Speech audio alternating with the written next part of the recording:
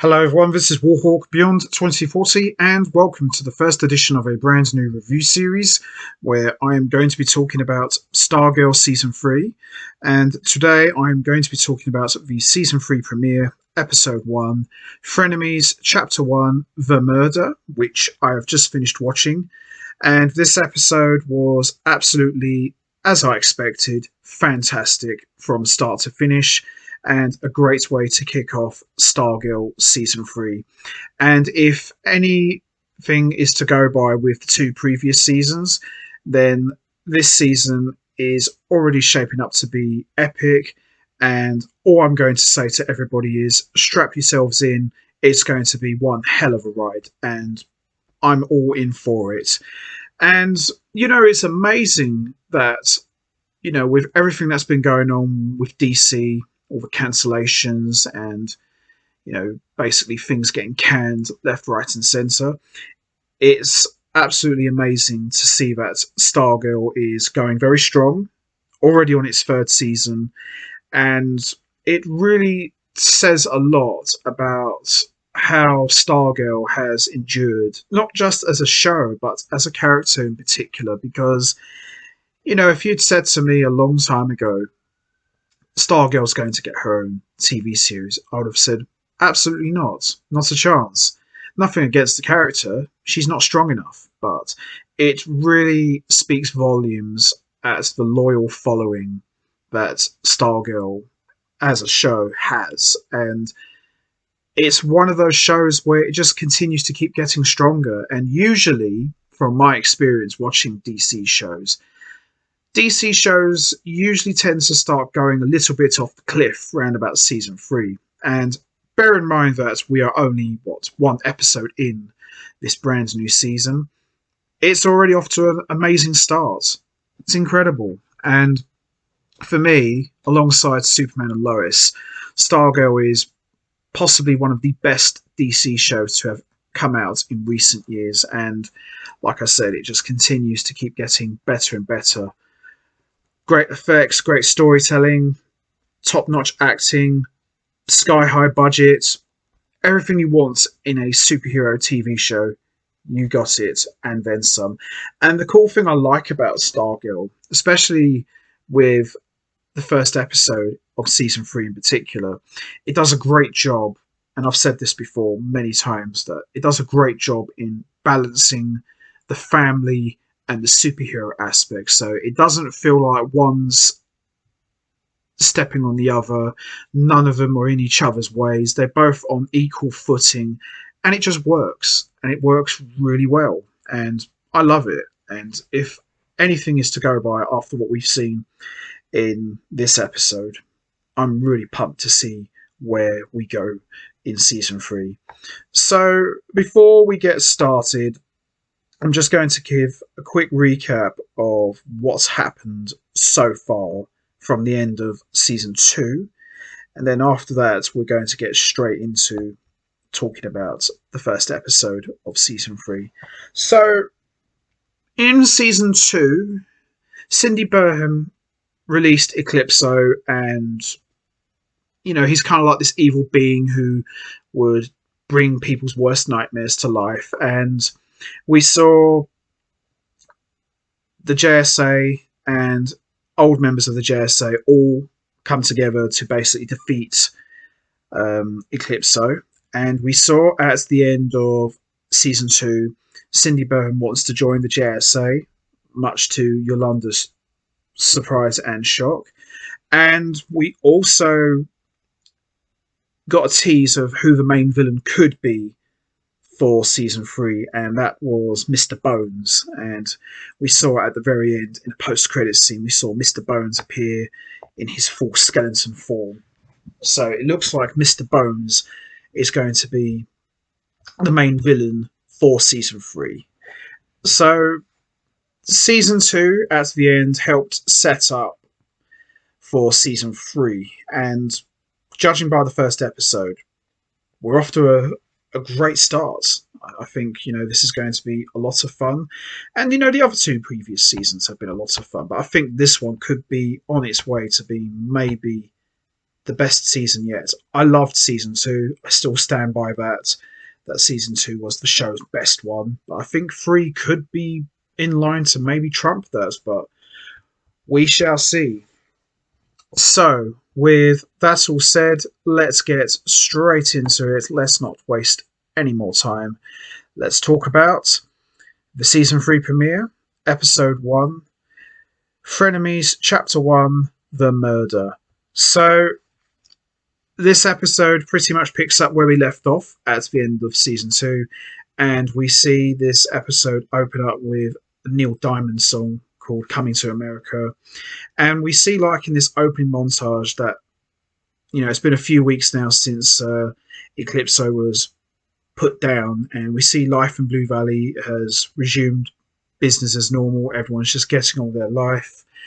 And we see Courtney and her family on their way back from a trip to Yellowstone, and we see Jacob is out lobbying newspapers as a newspaper delivery boy.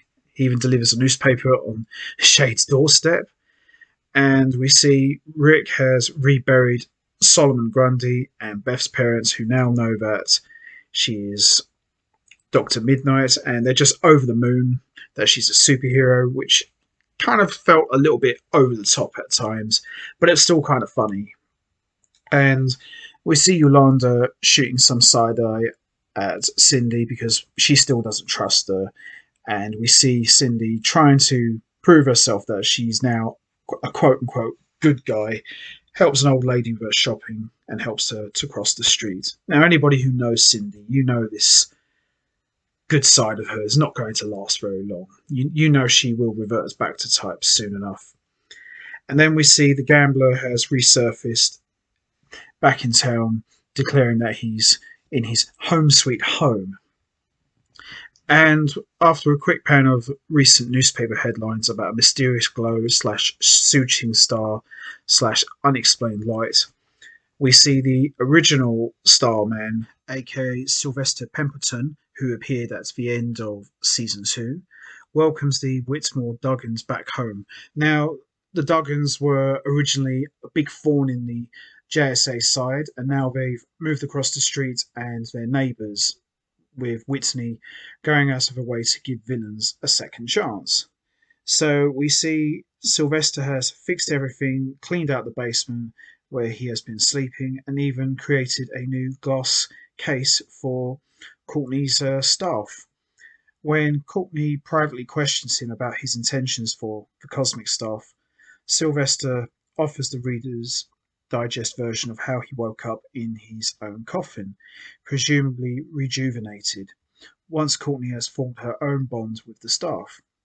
He assures her that in this moment at least that he is done being Starman and the cosmic staff is hers and hers alone to wield. The gambler stops by to inform original JSA member Pat that, like the other frenemies in town, he too has had a change of heart, sparked in part by his quest to find his daughter Becky, who he gave up for adoption many years ago. Pat and Court are sceptical. After all, where was the gambler when other adversaries showed up to vanquish Eclipso? But he maintains his wanting to reform is sincere, seeing how his own abandonment by his father led him on a bad path.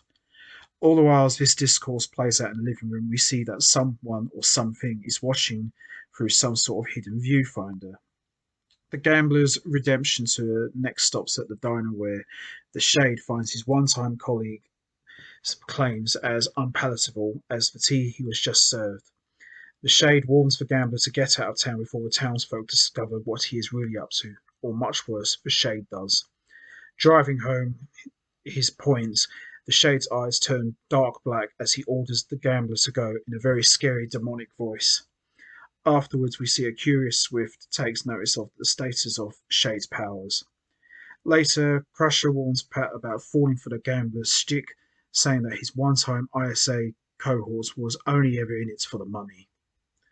At the high school cafeteria in Blue Valley, Courtney and Yolanda join Beth, whose parents are running super suit swashes by her via the Chuck eye lenses.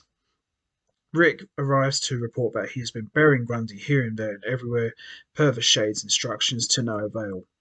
When Cindy sits down to turn the foursome into a fivesome, Ricky and London make it very clear to wannabe inclusive Courtney that they never signed off on the ISA alum joining the JSA and that they still don't trust her. We also see that hanging out with Pat at the pitch stop, Sylvester raves about the robot that old Stripesy built and begs him to show it in flight mode. Sylvester in turn says he will grab Cosmo to fly along for the ride. Pat begins to say something about his old friend commandeering Courtney's staff, but Sylvester interrupts to thank Pat for giving him a place to stay. Later in the basement, Sylvester explains to Courtney why he took Cosmo for a ride, saying that when he came back to life, he saw there was no life for him to come back to, that the JSA and Starman had been his focus. When he insists that he will never ask for it back, Court suggests a shared custody arrangement where he can use the staff when she's at school. She half-heartedly cheers. Look out, world. Starman is back. I wonder. When Beth alerts Courtney to crime brewing, the JSA, with Cindy included, race to the scene only to stand by and watch as Artemis Croc leaps into action and KOs the No Limits gang's members. She asks while bounding off into the night, how's that for an audition? Echoing that which her mum had told Barbara earlier that her kid wants in the JSA.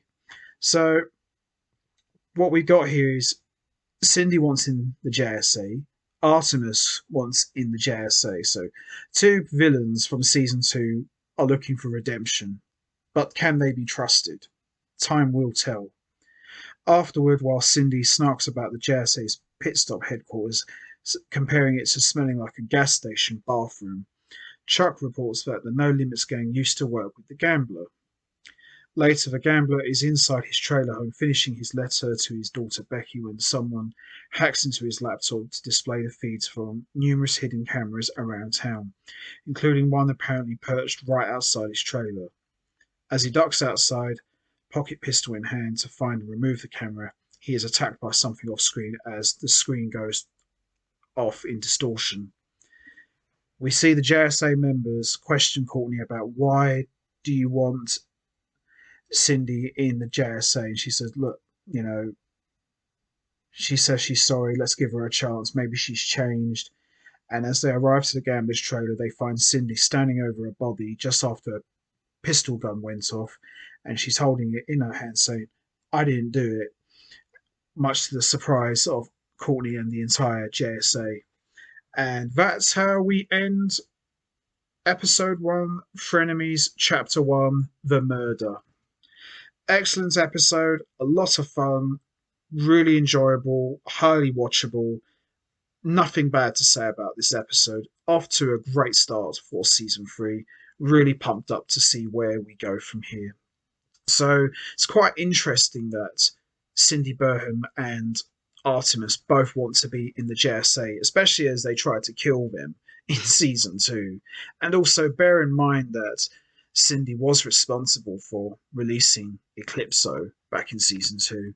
So she's got a long way to go to earning Courtney and the rest of the team members' trust. But I really like this one a lot. And as far as the original Starman, Sylvester Pemberton, can he be trusted? Why is he obsessing over the cosmic staff? What's his hidden agenda? We'll never know, really, but I think we will find out as this season progresses. But overall, this was a great start to season 3, and it's really great to have the show back, and I'm pumped to see where we go from here. So that's going to be it from me. I am going to wrap this up now. What was your thoughts on the season 3 premiere of Stargirl? Did you enjoy it? What is Sylvester Pemberton's agenda? Why is he obsessing over the cosmic staff? Also, can Cindy be trusted? Can Artemis be trusted? Do you think they deserve a place in the JSA? And also, what do you think happened to the Gambler? Do you think it was Cindy who pulled the trigger on him? Or do you think this was someone completely different? Could Mr. Bones be behind this attack of this murder? You know what to do, guys. Hit the like button, hit the subscribe button, leave your thoughts and comments down below, and I will see all of you next time for another edition of the Stargirl Season 3 review series, where I am going to be talking about episode 2, which I'm very much looking forward to seeing and talking about, especially with the way this episode ended. I mean, wow, already we've seen someone gets killed off, and it's only the first episode. So, what's going to happen next? Who knows, really, but the fact that Cindy was the one holding the pistol and looking like she pulled the trigger is going to shape up for one hell of a second episode. So I'm really pumped to see it, and I'm looking forward to seeing how all of this is going to play out. So until next time, take care, everybody, and stay safe. And once again, as always, much appreciated. Thanks for listening.